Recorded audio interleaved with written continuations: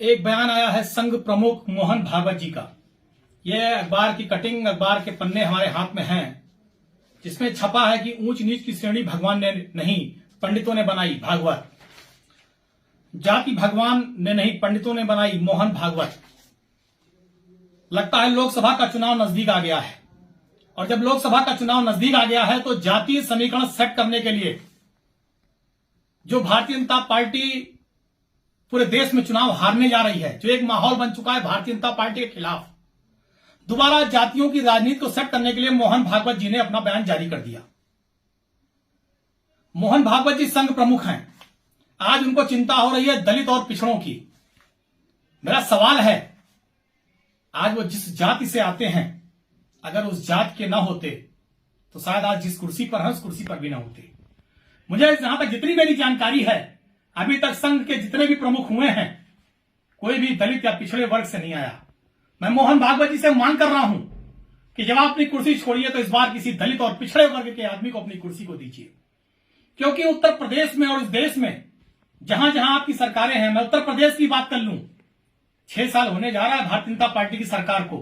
कितना अत्याचार हुआ दलित और पिछड़ों पर, कितने मारे गए दलित पिछड़े, फर्जी मुकदमे में जेल गए, एनकाउंटर हुआ। आपको दलित और पिछड़ों की याद नहीं आई। लेकिन आज जब लोकसभा का चुनाव आ रहा है, नजदीक आ रहा है, सर पर है, और आपके भारतीय जनता पार्टी जिसको आप पाल पोस कर भला करते हैं, जिसके लिए आप काम करते हैं, आज जब जनता उसको कुर्सी से हटाने जा रही है तो आप अपना बयान जारी कर रहे हैं। आपने ब्राह्मणों के बारे में कहा, प्रभु श्री राम को क्षत्रिय किसने बताया? भगवान श्री कृष्ण को यदुवंशी किसने बनाया? विश्वकर्मा भगवान है, ये भगवान है, किसने बताया? रामायण, वाल्मीकि रामायण का आपने बोलकर अपमान किया। गीता, श्रीमद् भागवत गीता वेद व्यास जी ने लिखा। गीता में क्या लिखा है? क्षत्रिय कौन है, ब्राह्मण कौन है, वर्ण के आधार पर, कर्म के आधार पर जो गीता में लिखा है, आपने उस बात का अपमान किया। आप संघ के लोग, भारतीय जनता पार्टी के लोग, इन्हें समाज से कोई मतलब नहीं है। ये धर्म के नाम पर, जात के नाम पर, जात से जात को लड़ाकर राजनीति करते हैं। अगड़ा पिछड़ा, दलित मुसलमान, हिंदू मुसलमान, होली दिवाली, शमशान कब्रिस्तान, इससे बढ़कर भारतीय जनता पार्टी कभी राजनीति नहीं कर सकती। लेकिन आज भारतीय जनता पार्टी और संघ की कलई पूरे देश में, पूरे प्रदेश में, घर घर में खुल गई है कि ये केवल लड़ाने की बात करते हैं, लड़ाने की राजनीति करते हैं। आज इसी आप अयोध्या में ले लीजिए, लोगों की दुकान और मकान जा रहे हैं, मुआवजा नहीं दिया जा रहा है। संघ को आवाज उठानी चाहिए।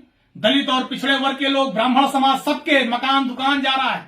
14 कोसी पंचकोसी परिक्रमा के नाम पर मकान दुकान जा रहा है, जमीनें जा रही हैं, कोई सही मुआवजा नहीं है। क्यों नहीं संघ आवाज उठा रहा है? आज यहाँ पिछड़ा भी परेशान है, दलित भी परेशान है, ब्राह्मण भी परेशान है, सारे जाति धर्म के लोग परेशान हैं।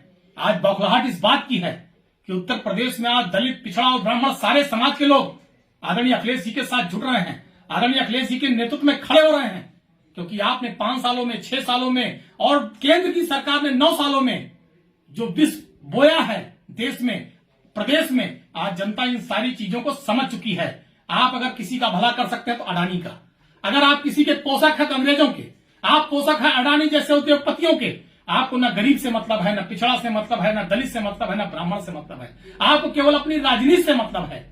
आप केवल अपनी सरकार बनाने के लिए जात को जात से, भाई को भाई से, समाज को समाज से लड़ा सकते हैं। इसलिए मैं कहना चाहता हूं, आज समाज आपके इन बातों को समझ चुका है, और खास तौर से ब्राह्मण समाज जो आपने बयान दिया है, इसको भी अच्छी तरीके से समझ चुका है। और आने वाले 24 के चुनाव में इसका परिणाम आपको देखने को मिलेगा। मैं तो इस बात को बहुत ईमानदारी से कह रहा हूं, अयोध्या की धरती से, कि चाहे ब्राह्मण हो, चाहे दलित हो, चाहे पिछड़ा हो, चाहे गरीब व्यक्ति हो, चाहे अमीर व्यक्ति हो, आज भारतीय जनता पार्टी की राजनीति को, भारतीय जनता पार्टी की लड़ाने की राजनीति को, उनकी साजिश को सारे लोग समझ चुके हैं। और आने वाले समय में आपको गद्दी से हटाकर इस देश को मजबूत करने का काम, अखंड भारत बनाने का काम, इस देश को विकास के रास्ते पर ले जाने का काम करेंगे।